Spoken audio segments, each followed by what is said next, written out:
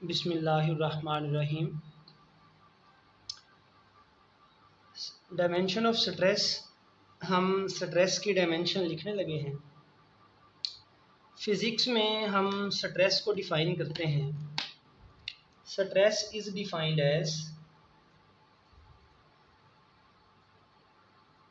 Force per unit area. तो अगर हम स्ट्रेस की डायमेंशन निकालना चाहते हैं तो इसका मतलब है कि हमें फोर्स और एरिया की डायमेंशन निकालनी पड़ेगी, मालूम होनी चाहिए। तो dimension of stress is equal to dimension of force over dimension of area. तो अब हम फोर्स और एरिया की डायमेंशन लिखते हैं।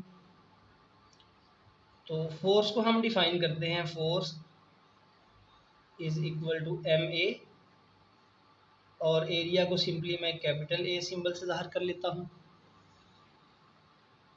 और जब हमने डायमेंशंस लिखनी है तो तमाम क्वांटिटीज़ को बेस क्वांटिटीज़ में कन्वर्ट करते हैं।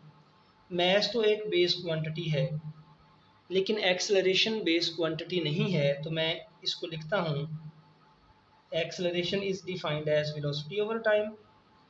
और एरिया जो है इसको हम डिफाइन करते हैं लेंथ इनटू विड्थ। सो अब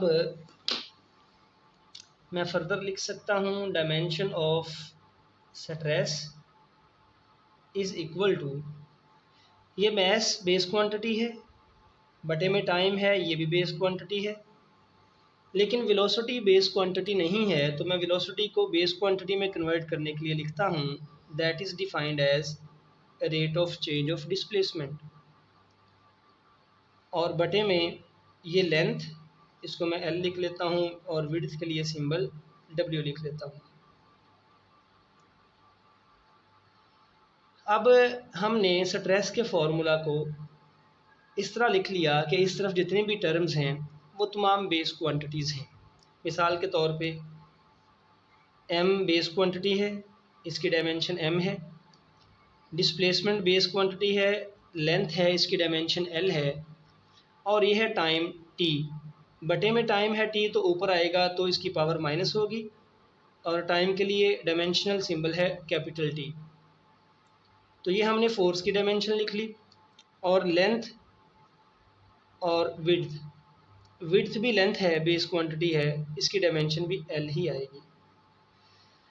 तो अब ये हमारे पास फॉर्मूला बनेगा MLT-2, ये L और L मिलके बनेगा L², और इसको हम लिख सकते हैं MLT-2, ये बटे से ऊपर जाएगी रकम तो इसकी पावर माइनस हो जाएगी। ये है dimension of stress.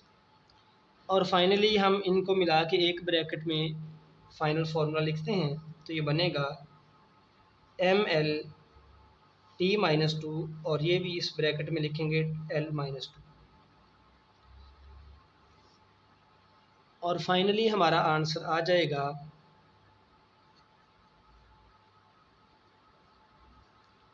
Dimension of stress is equal to,